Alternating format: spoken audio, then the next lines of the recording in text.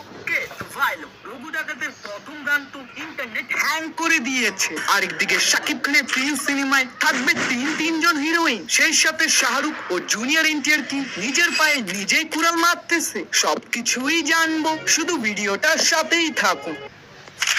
প্রথমেই কথা বলি প্রিন্স মুভিটা নিয়ে। ভাই এই সিনেমাটা নিয়ে তো বর্তমান নানা রকম রিউমার আসতেছে। কেউ বলে এখানে শাকিব খানের অপোজিট সাইডে থাকবে প্রসেনজিৎ চ্যাটার্জি, তাও আবার ভিলেনের রোলে। তো গতকাল থেকে আবার জানা যাচ্ছে এই সিনেমায় 3জন হিরোইন থাকবে, যার মধ্যে একজন তো অলমোস্ট কনফার্ম, সেটা হলো ইদিকা পাল, এবং বাকি দুইজনের মধ্যে একজন নাকি পুরাপুরি নতুন। মানে ওই যে কয়েকদিন আগে মেকারদের কাছে সবার একটা কমপ্লেন ছিল না যে বারবার শুধু একই নায়িকাকে নিয়ে মেকাররা আবার মুভিটার 12টা না বাজায়। ওয়েল এটার উত্তরে প্রডিউসার রিসেন্টলি জানায় যে মুভির গল্পে আমাদের যাকে লাগবে আমরা শুধু তাকেই কাস্ট করব, যেটা রিয়েলি খুবই ভালো একটা ডিসিশন। বাট পরশুদিন থেকে তোমরা কে কে এই ফ্যান মেড পোস্টার গুলো দেখেছো? মানে ভাই কি বানিয়েছে এটা, অফিসিয়াল পোস্টারের থেকেও 100 টাইম বেটার। আর সত্যি কিন্তু আমরা মেগাস্টারকে এরকম ভয়ঙ্কর লুকেই দেখতে চাই। এখন কথা বলি জুনিয়র এনটিআর কে নিয়ে। ভাই অর2 আসার আগে এনটিআর এর ক্যারিয়ারের গাড়ি খুবই সুন্দর চলতেছিল, সেই সাথে তার আপকামিং মুভির লাইন আপও এক একটাই ধাসও ছিল। বাট অর2 রিলিজের পর দর্শক যেরকম ব্যাকল্যাশ দিচ্ছে, ভাই এর সাথে সাথে জুনিয়র এনটিআর এর সাথে তাদের সব প্রজেক্ট গুলোই ক্যান্সেল করে দেয়।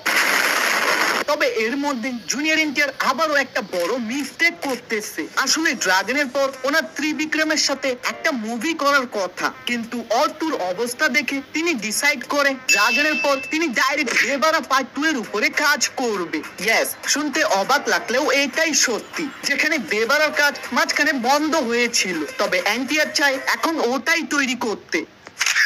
এখন কথা বলি রঘু ডাকাত মুভিটা নিয়ে। ভাই খাদানের সময় যেভাবে দেব বেঙ্গল ট্যুর করে সবার ঘরে ঘরে খাদানের প্রমোশন করেছিল, ঠিক ওভাবে তিনি রঘু ডাকাতেরও প্রমোশন করবে। আর এই বান্দার এই জিনিসটাই কিন্তু আমার খুবই ভালো লাগে, যে আমি যেহেতু মুভি বানিয়েছি তাহলে সবাইকে এটা দেখাবো, দেখার পরে তারা ভালো বলুক বা খারাপ বলুক, আমি যে দর্শকদের আমার মুভিটা দেখাতে পেরেছি এটাই আমার জন্য অনেক। ওয়েল গতকাল এই সিনেমার জয়কালী নামে একটা গান এসেছে এবং আমি গানটা বেশ কয়েকবার শুনলাম এন্ড আমার ভালোই লেগেছে। I mean lyrics, background score plus visual একসাথে ম্যাচ হয়ে আগুন হয়েছে। সেই সাথে দেবের দুর্দান্ত নাচের পারফরমেন্স গানটাকে আরো ফুটিয়ে তুলেছে।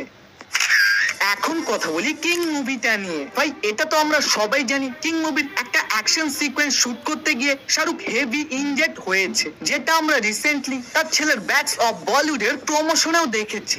আর হ্যাঁ, এটার জন্য কিন্তু কিং মুভির ব্যাক টু ব্যাক যে শ্যাডুল গুলো করার কথা ছিল ওগুলো কিছু সময়ের জন্য বন্ধ রাখা হয়েছে। সোজা কথায় এখন এটা রিলিজ ডেট কি আরো পিছিয়ে যাবে। ইয়েস, রিপোর্ট অনুযায়ী 2026 সালের ডিসেম্বর মাসে আসবে। আর হ্যাঁ, চাইলে আমিও তোমাদের জন্য কিছু বড় বড় ধামাকা আনতে পারি। ভাই ভিডিওটি ভালো লাগলে প্লিজ সাবস্ক্রাইব করুন প্লিজ।